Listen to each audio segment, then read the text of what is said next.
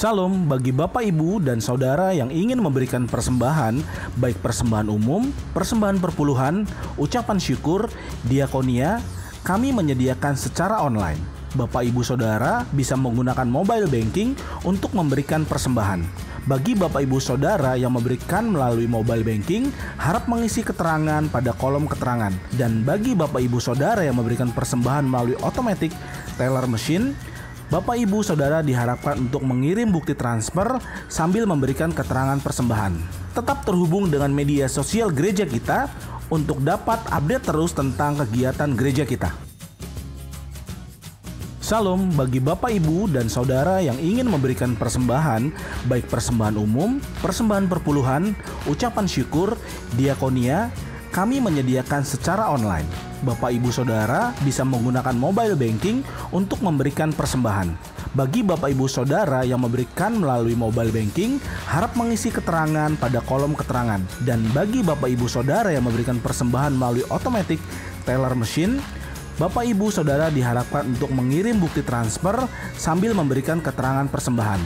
Tetap terhubung dengan media sosial gereja kita untuk dapat update terus tentang kegiatan gereja kita. Shalom saudara sekalian, saya harap kita semua dalam keadaan baik, dalam keadaan sehat, dan biarlah penyertaan Tuhan ada dalam keluarga kita masing-masing. Nah, Bapak Ibu sekalian, tidak terasa kita sudah 3 minggu ini dapat beribadah bersama-sama di gereja. Kita harus mengikuti ibadah online.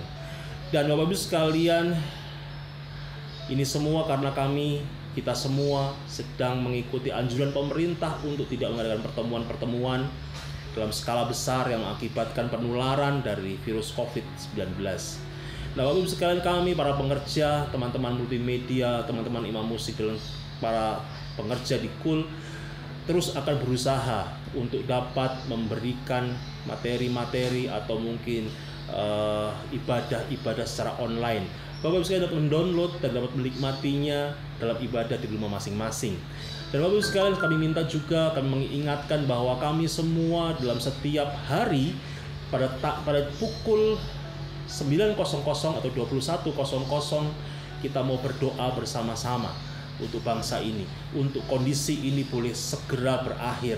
Mari saya mengajak seluruh pengerja, seluruh jemaat yang ada, yang menyaksikan program ini, kita bisa berdoa bersama-sama untuk bangsa ini. Amin.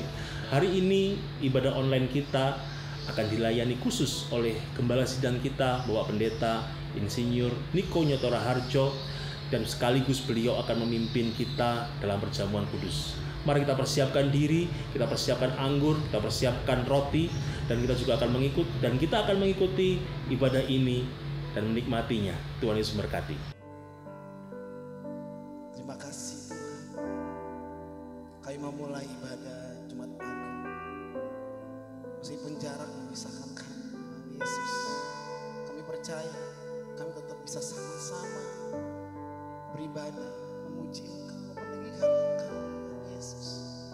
Kami mau terus bersyukur, kami mau ingat kebaikan lebih lagi. Terima kasih.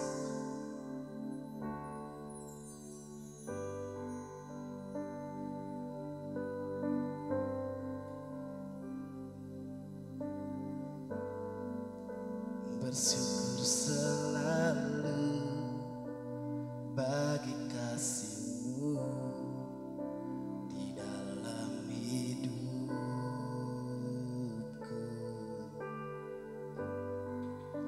dan takkan ku ragu atas rencana-Mu untuk masa depanku.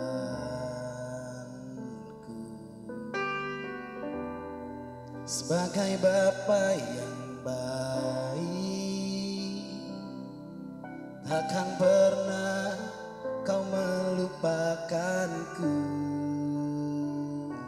Sebagai Bapa yang sangat baik, takkan pernah Kau meninggalkanku.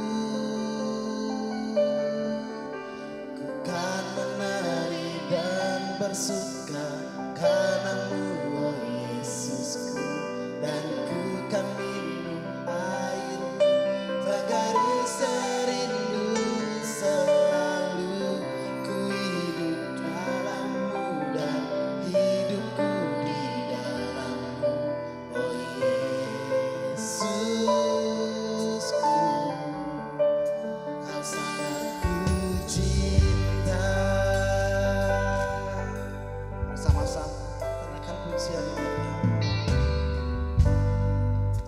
bersyukur selalu bagi kasih-Mu di dalam hidupku.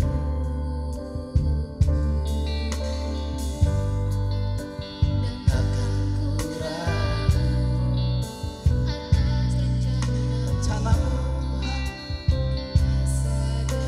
Terima kasih Kau Bapa kami.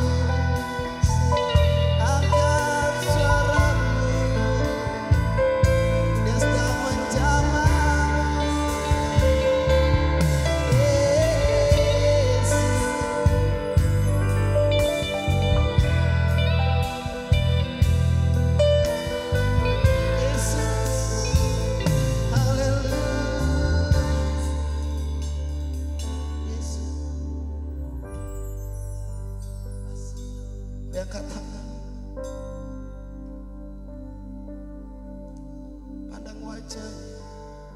Yes, terima kasih. Oleh kuasa darahmu, kau telah tebus dosaku.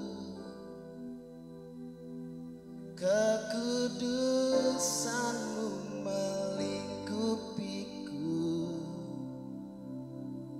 Kasihmu mengalir memulihkan hidupku.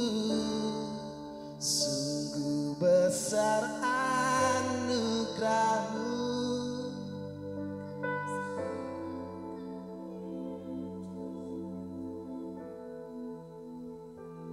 Ku menjadi ciptaan yang baru oleh kuasa darahmu. Angkat tanganmu dua-dua, bilang sama Tuhan.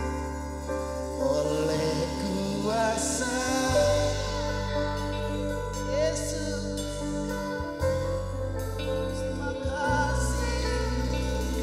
Kau yang tebus dosa kami. Oh, Kau kudus, lingkupi kami Yesus. Holy Spirit. Sakaralalabalabalabalabalabalabalabalabala. Sungguh besar. Thank you, Jesus. Terima kasih. Oh, rasakan menjadi ciptaan yang baru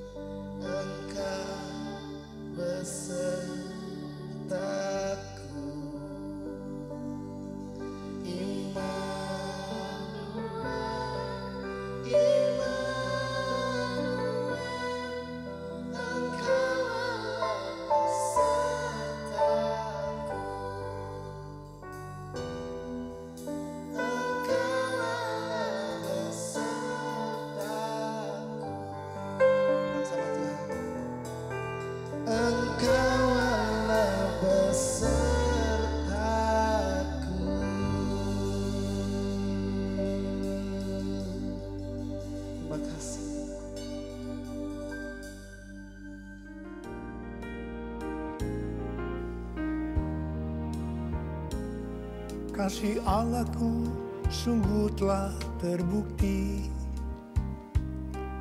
ketika Dia serahkan anaknya. Kasih Allah mau berkorban bagi kau dan aku. Tak ada kasih seperti kasih-Mu. Bersyukur, bersyukur, bersyukur. Oh, bersyukur karena kasih setia-Mu. Ku sembah, ku sembah, ku sembah dan ku sembah. Selama hidupku ku sembah Kau Tuhan. Selama hidupku ku sembah Kau Tuhan.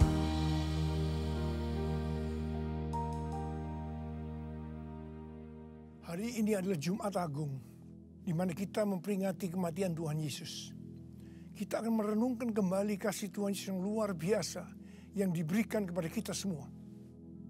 Saya mau mengatakan sesuatu kepada saudara, bahwa apapun yang kita alami hari-hari ini dalam pandemi COVID-19 dan krisis ekonomi, kita harus tahu bahwa Tuhan Yesus sangat-sangat mengasihi kita semua. Yang paling penting kita harus mengerti bahwa kasih Tuhan Yesus kepada kita adalah supaya kita diselamatkan. Jadi melalui segala peristiwa ini, kita harus ingat seperti yang terdapat dalam Roma 8 ayat 28 yang berkata, kita tahu sekarang bahwa Allah turut bekerja dalam segala sesuatu, baik enak maupun tidak enak, untuk mendatangkan kebaikan bagi mereka yang mengasihi Dia. Apakah saudara mengasihi Tuhan Yesus? Kalau saudara berkata, ya, saya mengasihi Tuhan Yesus, berarti ayat ini buat saudara. Saya percaya melalui semua yang terjadi, kita yang mengasihi Tuhan Yesus akan makin serupa dengan gambarnya. Melalui semua yang terjadi, juga mereka yang selama ini tertidur, suam-suam kuku, mati rohani akan dibangunkan kembali. Mereka akan bertobat dan minta ampun kepada Tuhan Yesus. Tuhan Yesus mengingatkan kita agar kita tidak hidup dalam ketakutan, kekhawatiran, kepanikan yang terus-menerus. Ingat bahwa hidup mati kita di tangan Tuhan. Sekali lagi, bahwa hidup mati kita di tangan Tuhan. Bukan di tangan COVID-19. Bukan di tangan krisis ekonomi. Hari-hari ini lebih banyak orang-orang yang takut kepada hal-hal yang lain ketimbang takut kepada COVID-19 itu sendiri. Hal inilah yang dikehendaki oleh iblis. Kalau hal ini berlarut-larut, maka akan lebih banyak orang yang meninggal karena ketakutan ketimbang meninggal karena COVID-19 itu sendiri. Karena itu kita harus mengingat firman Tuhan yang berkata, dalam tinggal tenang dan percaya terletak kekuatanmu. Alkitab berkata, Yesus mati karena dosa-dosa kita. Dia dikuburkan, tapi pada hari yang ketiga dia dibangkitkan. Alkitab berkata, semua orang telah berbuat dosa dan telah kehilangan kemuliaan Allah. Upah dosa ialah maut, mati kekal selama-lamanya, tempatnya di neraka. Neraka adalah tempat yang sangat mengerikan. Jangan sampai masuk neraka. Karena itu Tuhan Yesus datang ke dalam dunia ini untuk menyelamatkan kita semua. Bagaimana cara Tuhan Yesus menyelamatkan kita? Alkitab berkata, Tuhan Yesus yang tidak mengenal dosa, dijadikan dosa oleh karena kita. Supaya di dalam Dia, yaitu mereka yang percaya kepada Tuhan Yesus, dibenarkan oleh Allah. Apa arti daripada ayat ini?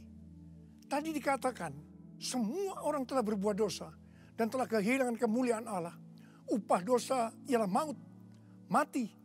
Jadi Tuhan Yesus harus mati menggantikan saudara dan saya. Kalau kita melihat cara mati Tuhan Yesus, saya katakan itu sangat-sangat tidak manusiawi. Alkitab menuliskan ada 10 tahap penderitaan Tuhan Yesus. dari Taman Getsemani sampai Golgota sangat mengerikan. Tahap yang pertama, ketika berada di Taman Getsemani, Tuhan Yesus berdoa kepada Bapa dalam keadaan ketakutan. Sampai peluhnya seperti tetes-tetes darah yang jatuh ke tanah. Pada saat itu seorang malaikat turun untuk menguatkan Tuhan Yesus. Tuhan Yesus berdoa kepada Bapa, "Ya Bapakku, jikalau sekiranya mungkin, biarlah cawan ini lalu daripadaku. Tetapi jangan seperti yang ku kehendaki, melainkan seperti yang kau kehendaki." Di sini Tuhan Yesus mengajar kepada kita bahwa di dalam doa kita boleh menawar, tetapi jangan memaksakan kehendak. Bagi yang sekarang ini dalam keadaan ketakutan, kita harus ingat bahwa Tuhan Yesus pernah mengalami ketakutan untuk menebus dosa kita semua. Karena itu datanglah kepada Tuhan Yesus. Dia pasti mampu dan mau menolong kita semua. Tahap yang kedua, Tuhan Yesus ditangkap. Dia dituduh dengan bermacam-macam tuduhan. Diludahi, mukanya ditinju, dipukul. Tetapi Tuhan Yesus tidak membalas. Di sini Tuhan Yesus mempraktekkan apa yang Dia ajarkan kepada kita. Agar kita mengasihi dan berdoa bagi orang-orang yang membenci kita. Yang mengutuk kita. Yang mencaci maki kita. Tuhan Yesus berkata, jikalau kita hanya mengasihi orang-orang yang mengasihi kita, apa jasa kita? Karena orang-orang berdosa pun juga mengasihi orang-orang yang mengasihi mereka. Tahap yang ketiga, Tuhan Yesus dibelenggu dan diadili. Waktu Tuhan Yesus diadili oleh Pilatus, ternyata tidak didapati kesalahan yang membuat Tuhan Yesus harus dihukum mati. Sementara itu orang-orang Yahudi terus berteriak-teriak supaya Tuhan Yesus dihukum mati. Salibkan dia! Salibkan dia! Akhirnya Pilatus menyerahkan Tuhan Yesus untuk disalibkan. Tahap yang keempat, Tuhan Yesus dicambuk. Proses awal dari penyaliban, jubah Tuhan Yesus dibuka dan dihukum cambuk. Dua legojo bergantian menghunjamkan cambuk ke punggung Tuhan Yesus. Ujung cambuk itu terbuat dari potongan tulang dan potongan besi. Tiap kali cambuk itu dihunjamkan ke punggung Tuhan Yesus, itu menimbulkan luka yang dalam. Tuhan Yesus berteriak-teriak kesakitan. Darah Tuhan Yesus bercucuran. Tuhan Yesus bermandikan darah. Tahap yang kelima, kepala Tuhan Yesus diberi mahkota duri. Duri ditancapkan di kepala Tuhan Yesus dengan cara dipukul. Sakitnya luar biasa. Darah bercucuran. Tahap yang keenam, Tuhan Yesus memikul salib. Dalam kesakitan, berlumuran darah. Ditambah semalam Tuhan Yesus tidak tidur. Tuhan Yesus harus memikul salibnya. Tuhan Yesus jatuh bangun karena tidak kuat. Maka Simon dari Kirene disuruh menggantikannya. Tahap yang ketujuh, tangan dan kaki Tuhan Yesus dipaku. Sakitnya luar biasa. Darah bercucuran. Tahap yang ke-8, Tuhan Yesus digantung di atas kayu salib. Pada saat itu Tuhan Yesus menderita secara lahir maupun batin. Secara lahir dia merasakan sakit yang luar biasa di sekujur tubuhnya. Dan juga merasa karena ada cairan yang menekan jantungnya. Secara batin Tuhan Yesus menderita. Karena Tuhan Yesus melihat semua orang yang lalu lalang menghujat dia. Ahli Taurat, tua-tua, imam-imam menghujat Tuhan Yesus. Bahkan salah satu penjahat di sebelahnya juga ikut menghujat. Tahap yang ke-9, Tuhan Yesus merasa ditinggalkan oleh Bapa. Sekitar jam 12 siang sampai jam 3 petang, tiba-tiba langit di sekitar Golgota menjadi gelap. Tuhan Yesus gelisah. Dan terus Yesus berteriak, Eli, Eli, lama sabachthani. Allahku, Allahku, mengapa engkau meninggalkan aku? Tuhan Yesus merasa ditinggalkan oleh Bapa. Orang yang berdosa pada hakikatnya dipisahkan dari Bapa. Jadi untuk menebus dosa dari orang yang berdosa, maka Tuhan Yesus harus merasakan ditinggalkan oleh Bapa, dipisahkan dari Bapa. Saya percaya ini adalah puncak penderitaan Tuhan Yesus. Penderitaan lainnya tidak ada artinya dibandingkan merasa ditinggalkan oleh Bapa. Bagi saya, kalau saya tidak bisa merasakan hadirat Tuhan, itu adalah hal yang paling berat dalam hidup saya. Karena itu, saya setiap hari selalu menjaga langkah-langkah dalam hidup saya, agar saya terus mengalami hadirat Tuhan. Kalau ada dosa, harus cepat diselesaikan, supaya terus merasakan hadirat Tuhan. Saya berharap saudara juga melakukan hal yang seperti itu. Kalau ada di antara saudara yang sudah tidak bisa merasakan hadirat Tuhan, dan saudara menganggap itu biasa, saudara harus bertobat. Saya mau katakan sesuatu kepada saudara. Tidak ada yang lebih berbahagia daripada kalau kita berada dalam hadirat Tuhan. Sebab Alkitab berkata, di hadapanmu ada sukacita berlimpah-limpah. Artinya di dalam hadirat Tuhan ada sukacita, kebahagiaan yang berlimpah-limpah. Tahap yang ke-10.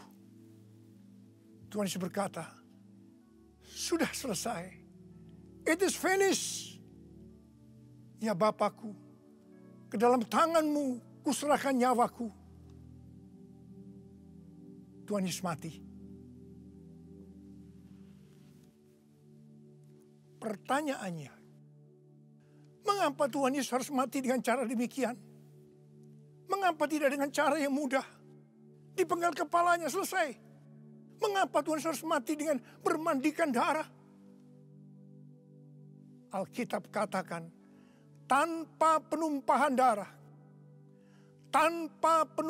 darah, tidak ada pengampunan dosa. Untuk mengampuni dosa saudara,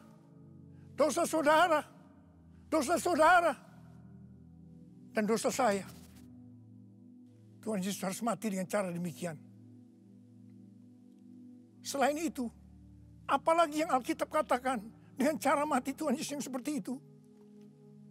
Yang pertama, penyakit kitalah yang ditanggungnya. Yang kedua, penderitaan kita yang dipikulnya. Yang ketiga, oleh bilur-bilurnya kita disembuhkan. Tak terukur kasih-Mu Yesus, Kau telah mati gantikan diriku. Kau curahkan darah-Mu untuk tebus dosaku. Layaklah Kau Tuhan dipuji dan disembah dengan segenap hatiku. Layaklah Kau Tuhan dipuji dan disembah dengan segenap jiwa ragaku. Dengan segenap jiwa ragaku. Dengan segenap jiwa ragaku. Tuhan Yesus mati karena dosa-dosa kita. Dia dikuburkan, tetapi pada hari yang ketiga Dia dibangkitkan. Haleluya! Tuhan Yesus tidak selamanya mati, tetapi pada hari yang ketiga Tuhan Yesus dibangkitkan. Apa yang Alkitab katakan kalau sampai Tuhan Yesus tidak bangkit? Yang pertama, sia-sialah pemberitaan firman Tuhan. Saya di sini memberitakan firman Tuhan tidak ada artinya. Sia-sia. Tapi puji Tuhan, Tuhan Yesus hidup. Tuhan Yesus bangkit. Pemberitaan firman Tuhan menjadi tidak sia-sia. Hal yang kedua, kalau sampai Tuhan Yesus tidak bangkit, sia-sialah kepercayaan kita. Dan kita akan tetap mati di dalam dosa-dosa kita. Demikian juga dengan orang-orang yang mati di dalam Tuhan. Mereka akan tetap binasa. Tetapi puji Tuhan, Tuhan Yesus bangkit. Kita tidak akan mati di dalam dosa-dosa kita. Tetapi kita akan bersama-sama dengan Tuhan Yesus selama-lamanya. Katakan amin. Hal yang ketiga, kalau sampai Tuhan Yesus tidak bangkit, kita adalah orang-orang yang paling malang dari segala manusia. Tetapi puji Tuhan, Tuhan Yesus bangkit. Kita bukan orang-orang yang paling malang dari segala manusia, tapi justru orang yang paling beruntung dari segala manusia. Ada berapa banyak di antara saudara orang-orang yang paling beruntung dari segala manusia? Angkat tangan saudara. Sebab Dia hidup, ada hari esok. Sebab Dia hidup, ku tak gentar, karena ku tahu Dia pegang hari esok. Hidup jadi berarti sebab Dia hidup. Hidup jadi berarti sebab Dia hidup. Hidup jadi berarti sebab Yesus hidup. Karena Tuhan Yesus hidup, maka ada hari esok. Karena Tuhan Yesus yang pegang hari esok saudara dan saya, Dia hidup. Dia berkata kepada kita, jangan kamu takut, jangan kamu khawatir, jangan kamu panik. Karena Tuhan Yesus hidup, maka Dia memerintahkan kepada kita untuk menghardik COVID-19 dan krisis ekonomi dengan berkata, diam, tenanglah. Mari, saya mau ajak saudara, kita bersama-sama menghardik COVID-19 dan krisis ekonomi. Mari, katakan bersama saya, dalam nama Yesus, dalam nama Tuhan Yesus, aku perintahkan kau, COVID-19, krisis ekonomi, diam, tenanglah. Diam, tenanglah.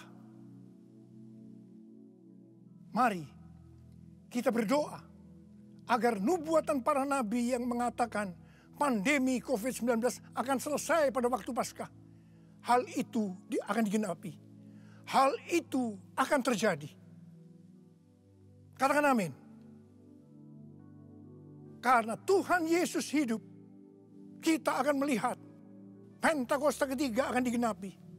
Di mana melalui semua peristiwa yang sedang terjadi saat ini, penuaian jiwa yang terbesar dan yang terakhir sebelum Tuhan Yesus datang kembali, itu terjadi. Kita akan melihat bangkitnya generasi Yeremia, yaitu generasi anak-anak muda yang dipenuhi dengan Roh Kudus, cinta mati-matian kepada Tuhan Yesus, tidak kompromi terhadap dosa, dan akan memenangkan banyak jiwa. Kepada kita, orang yang sungguh-sungguh dengan Tuhan, akan diberikan kuasa untuk menyelesaikan amanat agung Tuhan Yesus. Karena Tuhan Yesus hidup, maka mujizat-mujizat yang dilakukan oleh Tuhan Yesus masih ada sampai dengan hari ini. Orang buta melihat, orang lumpuh berjalan, orang tuli mendengar, orang mati dibangkitkan, orang kusta menjadi tahir, dan kepada orang miskin diberitakan kabar baik. Karena Tuhan Yesus hidup, maka di dalam pandemi COVID-19, Tuhan menyuruh kita memperkatakan Mazmur 91. Mari, saya ajak saudara, mari kita perkatakan bersama-sama. 1, 2, 3. Orang yang duduk dalam lindungan yang maha tinggi dan bermalam dalam naungan yang maha kuasa akan berkata kepada Tuhan, tempat perlindunganku dan kubu pertahananku, Allahku yang kupercayai. Sungguh Dialah yang akan melepaskan engkau dari jerat penangkap burung, dari penyakit sampar yang busuk. Dengan kepaknya Ia akan mendudungi engkau. Di bawah sayap engkau akan berlindung. Kesetiaannya oleh perisai dan pagar tembok. Engkau tak usah takut terhadap kedahsyatan malam, terhadap panah yang terbang di waktu siang, terhadap penyakit sampar yang berjalan di dalam gelap, terhadap penyakit menular yang mengamuk di waktu petang. Walau 1000 orang rebah di sisimu dan 10.000 di sebelah kananmu, tetapi itu tidak akan menimpamu. Engkau hanya menontonnya dengan matamu sendiri dan melihat pembalasan terhadap orang-orang fasik. Sebab Tuhan adalah tempat perlindunganmu. Yang maha tinggi telah kau buat menjadi tempat perteduhanmu. Malapetaka tidak akan menimpa kamu, dan tulah tidak akan mendekat kepada kemahmu. Sebab malaikat-malaikatnya akan diperintahkannya kepadamu untuk menjaga engkau di segala jalanmu. Mereka akan menatang engkau di atas tangannya, supaya kakimu jangan terantuk pada batu. Singa dan ular tedung engkau langkahi. Engkau akan menginjak anak singa dan ular naga.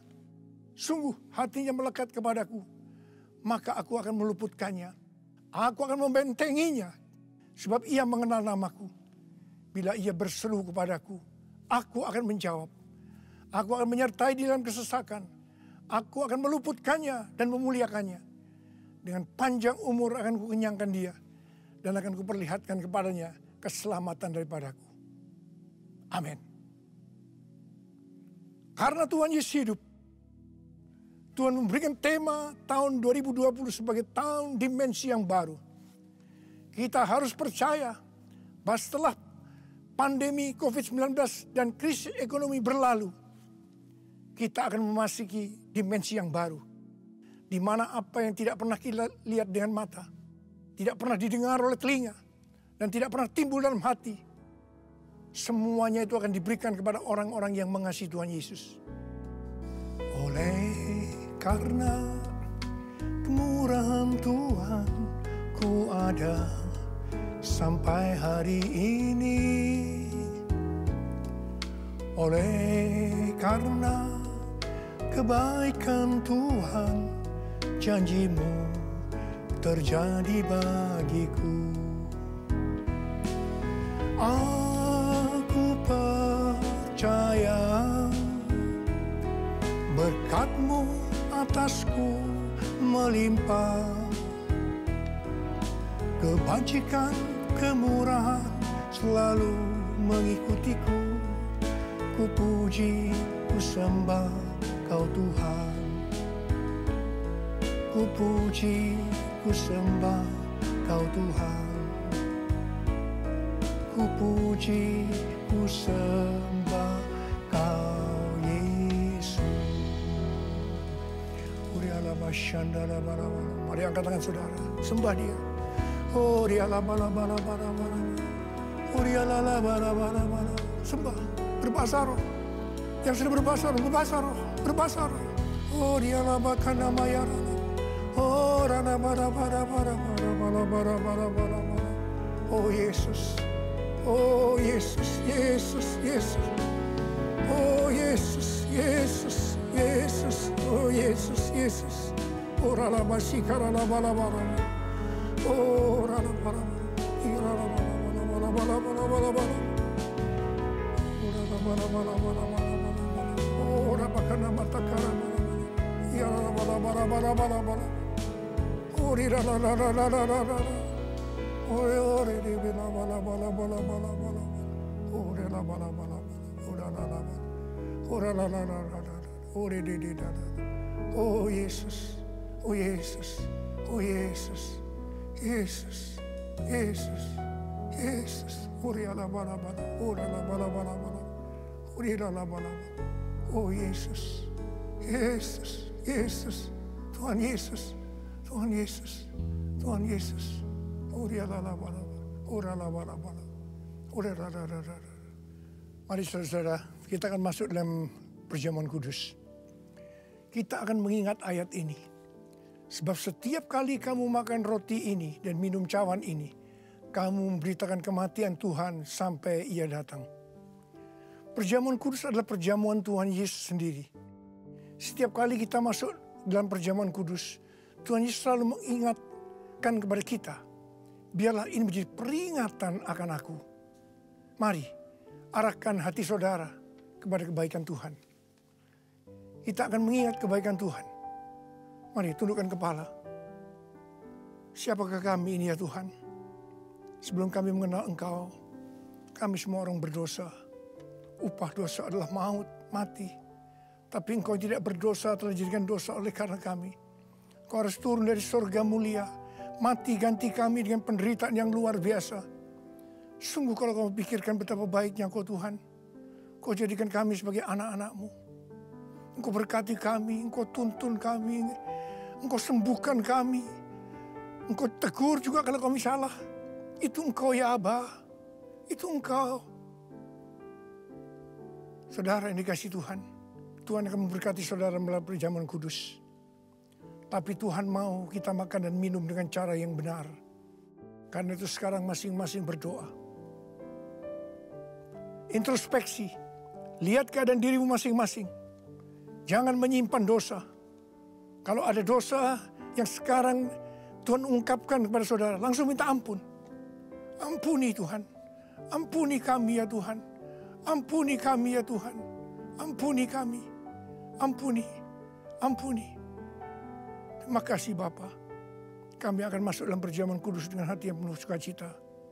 Dalam nama Yesus yang berdoa. Amin. Mari saudara. Angkat roti di tangan kanan saudara. Tinggi-tinggi. Sebab apa yang telah kuteruskan kepadamu telah aku terima dari Tuhan. Yaitu bahwa Tuhan Yesus pada malam waktu diserahkan mengambil roti. Dan sesudah itu yang mengucap syukur atasnya.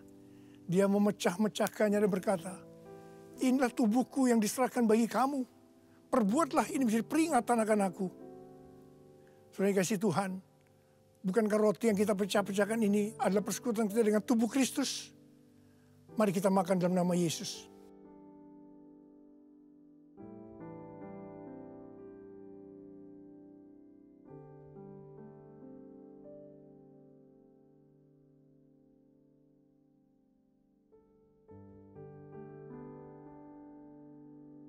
Mari, angkat cawan di tangan kanan kita tinggi-tinggi.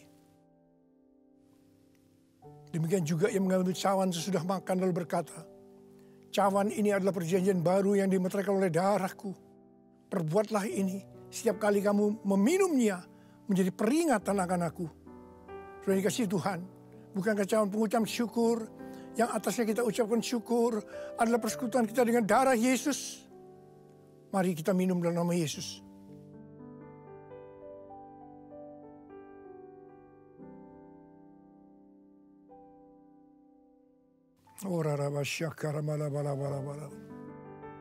Mari, angkat tangan saudara. Ucapkan syukur dengan suara. Jangan diam. Ucapkan syukur. Oh Tuhan, mengucap syukur padamu ya Tuhan. Terima kasih ya Tuhan. Buat kebaikan Tuhan, buat kebaikan Tuhan. Terima kasih, terima kasih. Terima kasih ya Tuhan. Oh terima kasih. Mari nyanyikan lagu ini. Terima kasih Yesusku, terima kasih Yesusku. Puji syukur hanya bagi Tuhanku. Terima kasih Yesusku, terima kasih Yesusku. Puji syukur hanya bagi Tuhanku. Puji syukur hanya bagi Tuhanku. Puji syukur hanya bagi Tuhanku.